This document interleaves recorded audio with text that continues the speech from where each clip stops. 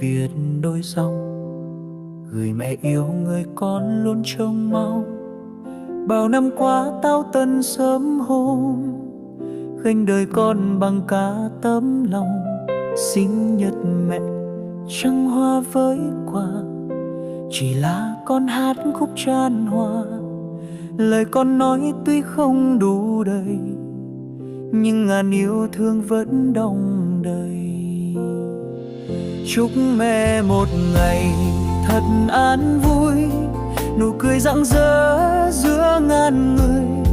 Chúc mẹ tuổi mới luôn khỏe mạnh, bình yên theo mẹ mãi không rơi.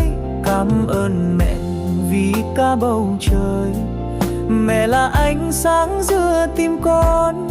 Mẹ là duy nhất không ai thay được, sinh nhật này con hát cho mẹ nghe.